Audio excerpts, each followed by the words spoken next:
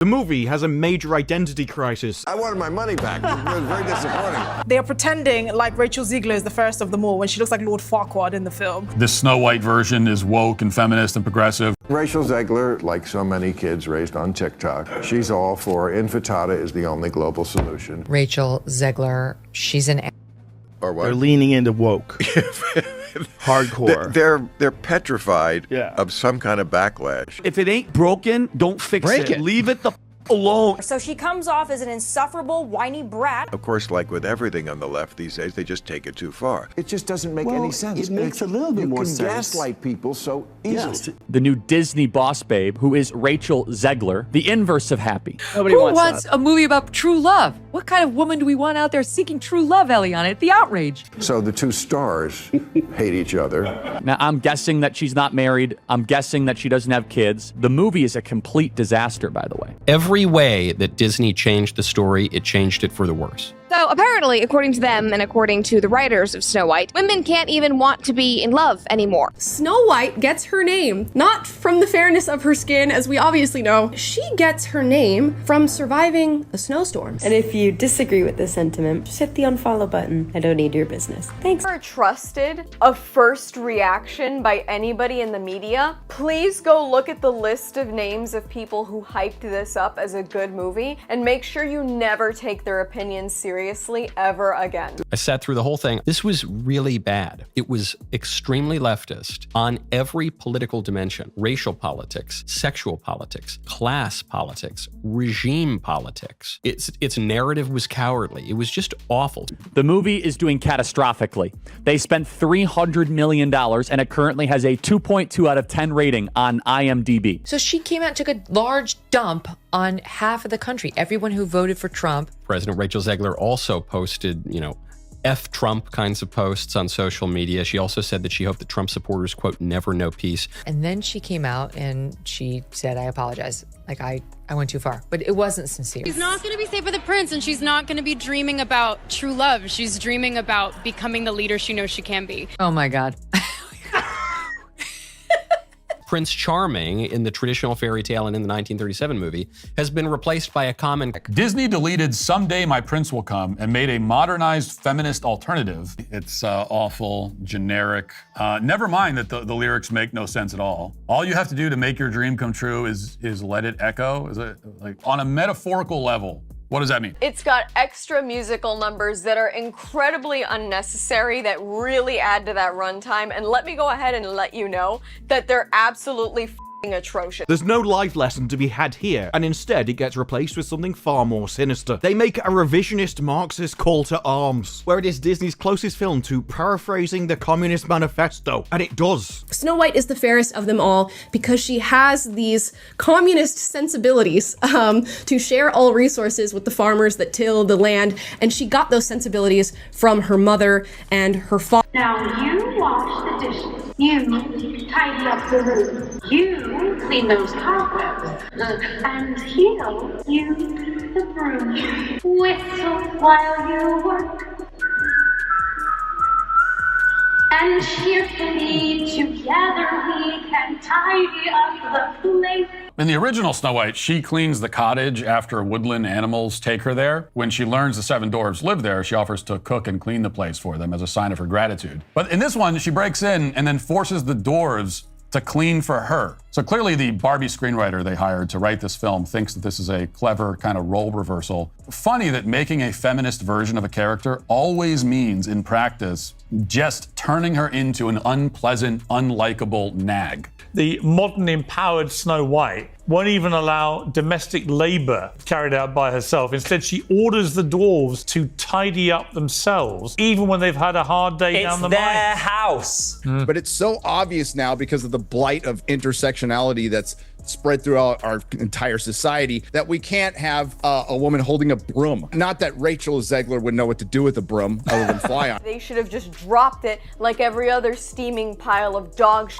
they put on Disney Plus. And then they couldn't put dwarfs, finding a way to find their way back to doing something not progressive. You'd think the most progressive thing would be get people jobs, and dwarfs want to work. That many scripts that come down the pike. No, it's 7 of them. That has, and there's seven dwarf jobs here. But because I think it was Peter Dinklage said this is, this is not right. They're remaking the movie. They just got rid of the dwarfs. Okay, but what do they call them? Why would they get rid of the dwarves, though? Magical creatures. But they have one token dwarf amongst these magical creatures. You actually just went backwards. You actually just erased the dwarfism side of it. The 7 dwarfs of Snow White have, of course, all just disappeared, and now they're the 7 dysfunctional men, I assume. I mean, I guess, what are we going to have? Like a lesbian, a trans person, someone in a wheelchair, someone of color? Like, I don't understand. Why weren't the dwarfs enough? But apparently they were too offensive because the most famous dwarf of all, Peter Dinklage, said something negative about it back in 2022, thus ruining the biggest acting roles the dwarfs had ever seen since the creation of Willy Wonka's Oompa Loompas back in the 1970s. Argument should have been from Peter Dinklage. There's power of being on TV. There's power of television. And to put 7 people with dwarfism on camera in a major Disney movie, there's still power there. If the story is offensive, change the story. Don't change the characters. They couldn't have dwarves. Do you guys remember? Yeah, that? because Peter Dinklage and all them were talking crap. So originally they Do you have took a picture of what the dwarves were supposed to look like? I can find it, but it was an array. It was the DEI of DEI dwarves. dwarves. Yep. Well, they had to reshoot the film and use CGI dwarves. There you So go. those guys didn't make it. No. That guy's 6'2". That's sleepy, that's drunky, that's cokehead. But what? You're joking. They look like Santa's helpers. And they were like, what? We just want to work. We're dwarves. So, ho, ho, ho. By the way, she's not a good actress. Never should have been cast for this role. I mean, you could just look at her. You say, that's not Snow White. I mean, come on. Just in, an enormous cultural failure, Disney's Snow White, which cost $250 million, raked in a miserable $43 million during its premiere, and that's from the AP. Imagine if you guys just made entertainment's sake for the sake of entertaining. Bill Maher isn't holding back, and this time his target is Disney's Snow White remake and its controversial star, Rachel Zegler. In a fiery segment that's gone viral, Maher takes aim at what he calls the politically correct rewriting of fairy tales. And fans are saying he said what everyone's been thinking. In the latest episode of Real Time, Bill Maher took a sledgehammer to Disney's live-action Snow White and the cultural firestorm surrounding it. With trademark sarcasm and biting commentary, Maher ripped into the film's drastic changes, Rachel Zegler's polarizing comments,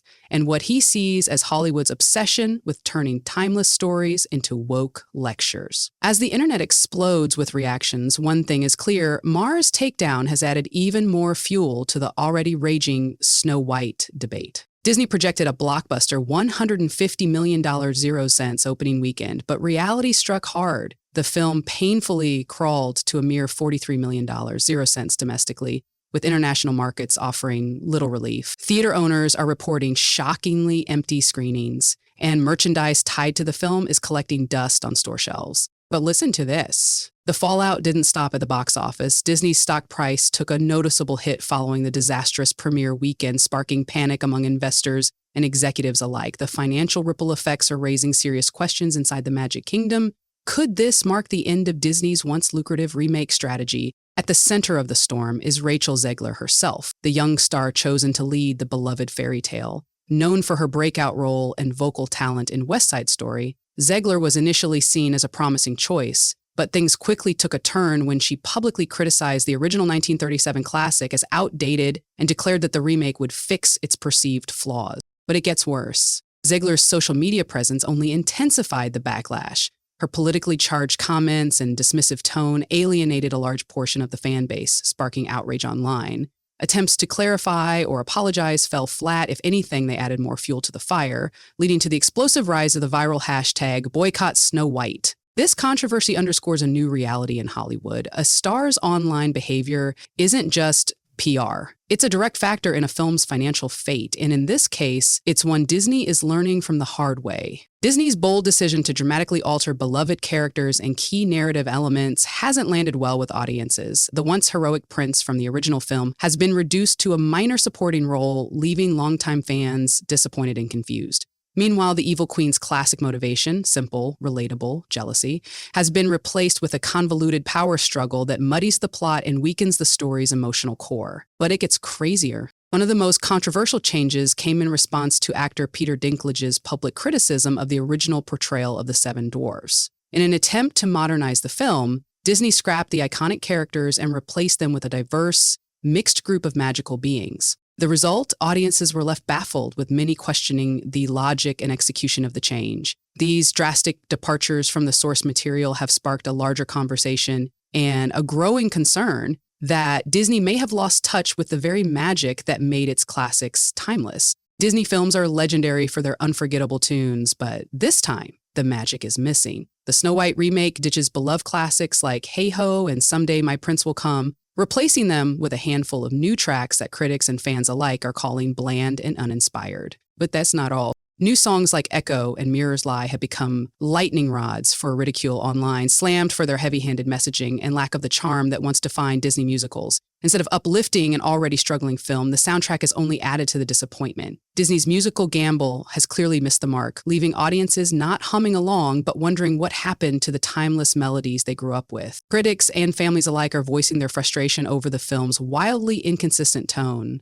In trying to balance nostalgia with modern sensibilities, Disney ended up delivering an awkward blend of preachy messaging and forced character transformations that left audiences confused. But listen to this. What was meant to be an empowering reimagining of Snow White instead comes across as artificial and heavy-handed. Her newfound independence feels more like a scripted statement than genuine character growth, stripping away the heart and wonder that made the original so beloved. Parents who brought their children expecting magical entertainment were instead met with what many are calling a lecture thinly disguised as a fairy tale, leading to widespread disappointment and a growing sense that Disney has lost sight of its storytelling roots. The reaction online has been intense and deeply polarizing. Thousands of negative audience reviews have flooded popular review sites, dragging the film's score down dramatically. Across platforms like TikTok, YouTube, and X, formerly Twitter, disappointed parents and lifelong Disney fans are venting their frustration, calling the remake boring, confusing, and overly political. But that's not all.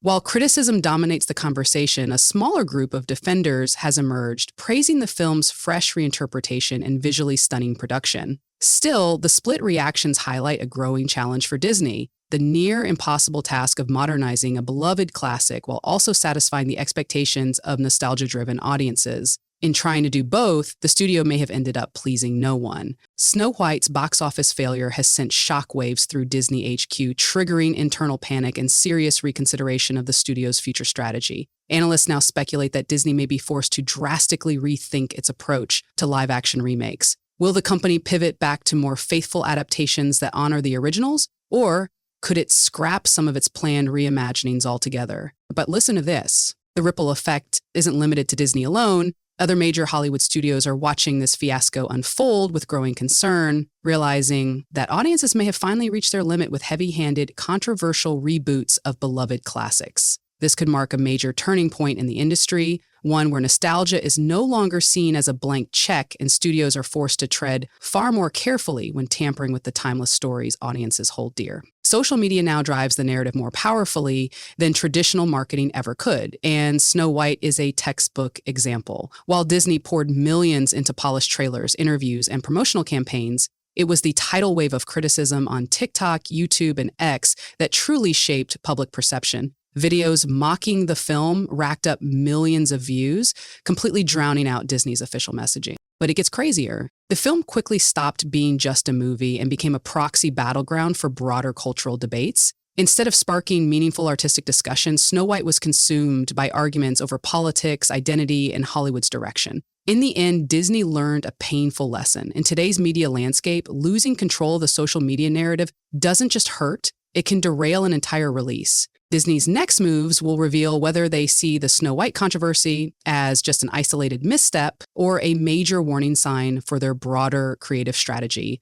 Early reports suggest the studio is already entering damage control mode, cautiously reevaluating its slate of upcoming remakes and considering whether a course correction is needed to win back disillusioned audiences. But listen to this. While Rachel Zegler's undeniable talent may keep her career afloat, the fallout from this film is likely to reshape how studios manage their stars. Tighter controls on public statements and social media behavior may become the norm as studios work to prevent off-screen controversies from tanking on-screen projects. For audiences, the Snow White saga underscores a larger shift. The line between entertainment and politics is blurrier than ever. More and more films are becoming flashpoints in cultural debates, making it harder to simply sit back and enjoy a movie without the weight of the discourse looming overhead. Disney's Snow White remake will be remembered less for its entertainment value and more as a case study in cultural controversy. Its troubled production, polarizing casting, and divisive creative choices underscored the immense challenge of balancing tradition and innovation. We want to hear from you. Was Disney right to radically reimagine this classic story, or should they have stayed loyal to the original? Has the controversy affected your willingness to see the film? Sound off in the comments below, and don't forget to like, subscribe, and hit the notification bell for more deep dives into Hollywood's hottest controversies.